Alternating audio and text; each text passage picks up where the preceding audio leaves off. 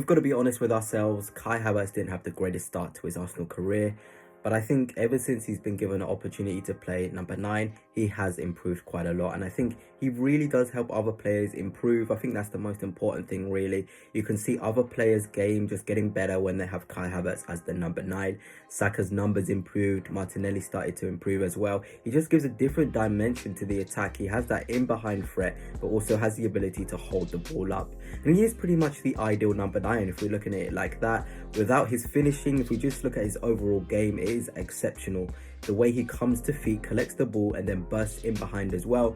The way he can drag defenders backwards is exactly what you want from a striker. Sometimes being involved in the final third and just putting the ball into the net isn't enough. You need somebody who can come into midfield, drag defenders to come with him in midfield and create gaps for our attacking players like Saka, like Martinelli, like Trossard. It really does help us out. We saw the dynamics when we hadn't really had a proper number 9, when Havertz was playing as an 8. We really struggled to create space against those low blocks, against those mid blocks. And Kai Havertz, when he got in to play as the number 9, really improved our approach play in the attacking phases. So I feel like if we're looking at him in that way, I think as an overall player, as a false 9, he is the ideal centre forward, 100% what Mikel Arteta wants. Even when we had Gabriel Jesus as the number 9, his link-up play was so good, and you could just see the fluidity of our attack when Gabriel Jesus was the number 9, and with Havertz, it's the same thing.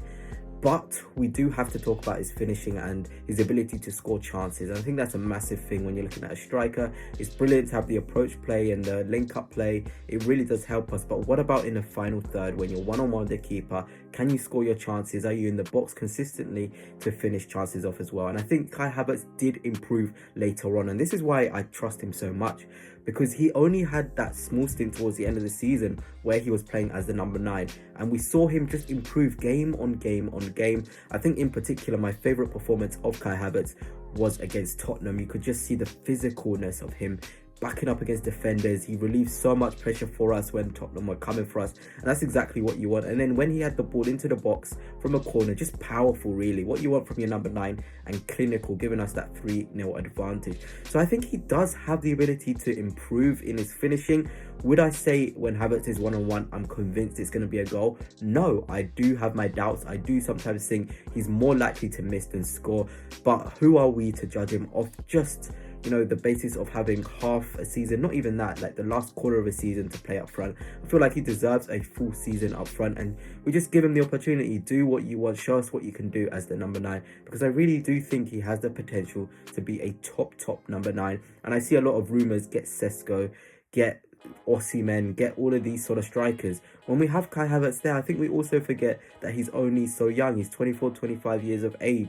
So he can really improve. He's not even in his prime years. You'd say as a striker, most strikers really start hitting their top form at 26, 27, 28. That's where you get to see the best versions of strikers. And if we're seeing Kai Havertz now, and he's only, you know, maybe not even halfway through his potential as a number 9, it's just such an exciting opportunity and such an exciting future ahead of him.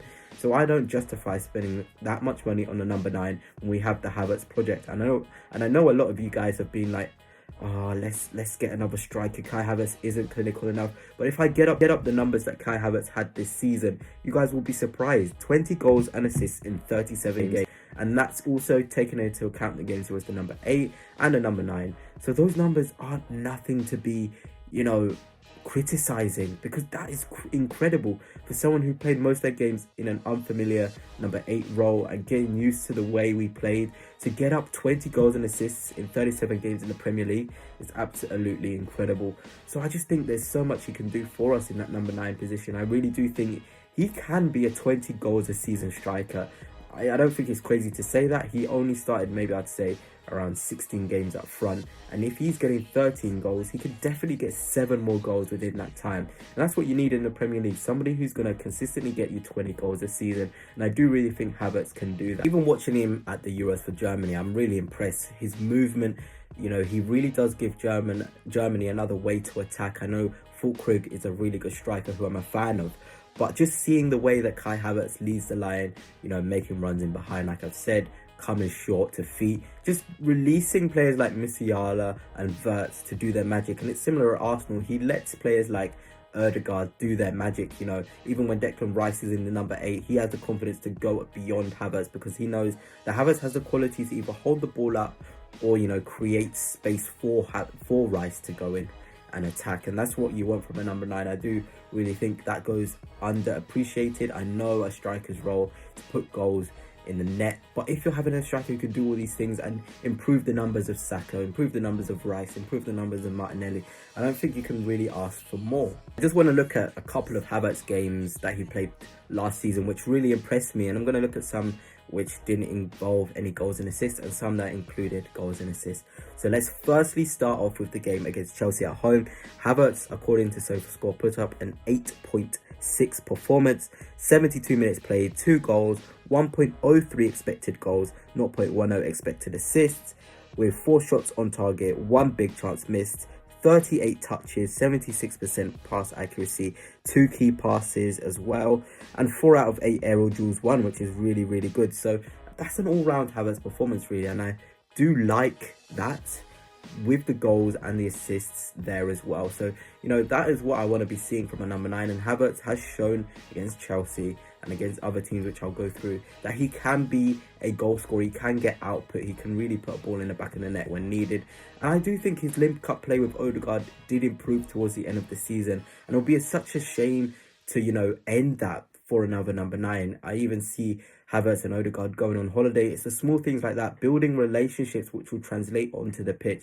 And it'll be such a shame to, you know, just get rid of that just so we can bring in another number 9. I don't think as well there's many number 9s on the market, which would be an improvement on Havertz.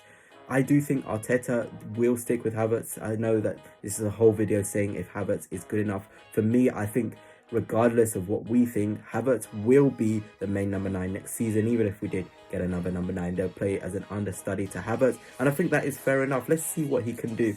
I think in those big games especially, I'm talking about the Champions League nights away to the Real Madrid, Havertz would be absolutely incredible. He can hold the ball up, stretch the pitch, you know, intelligence, he can pick up little pockets of space. It gives you something else on those big nights, and I don't think you can get that from many strikers at all.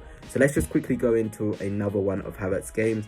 I'm going to pick one which didn't have any goals or assists, but he played really well. And that game, I don't know if you guys remember, but Bournemouth at home, Havertz was exceptional. He didn't get any goals, didn't get any assists, but he just really impacted the game. And that's really what you want to see from a striker. If you're not scoring goals, don't ghost out of games, you know.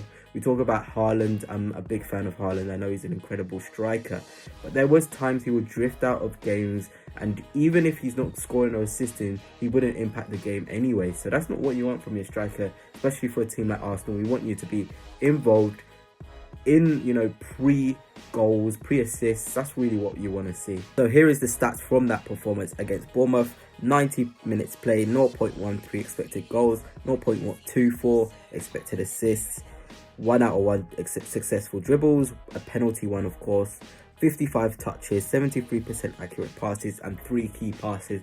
I think that's one of the most underrated things for Kai Havertz, is his, you know, ability to assist and create opportunities. He's really good with that link-up play and playing players in. He started doing skill moves towards the end of the season as well, which is beautiful to see. Havertz with confidence is a special player. So he also had 2 big chances created, 8 out of 9 ground duels won. We know Mikel Arteta loves ground duels, and Kai Havertz was incredible in that game, winning every single duel. It's all you can ask for from a striker. Are you physical up there? Can you win your duels against those strong defenders? And Havertz certainly did that as well.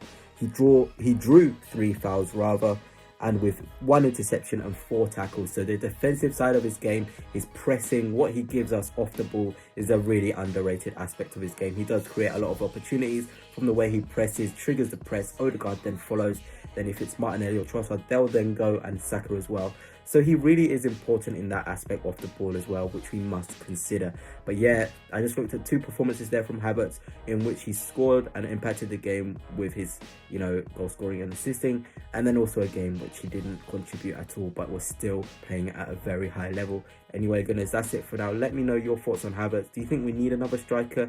For me, no. I would stick with Operation Havertz. But anyway, until next time, gunners, peace.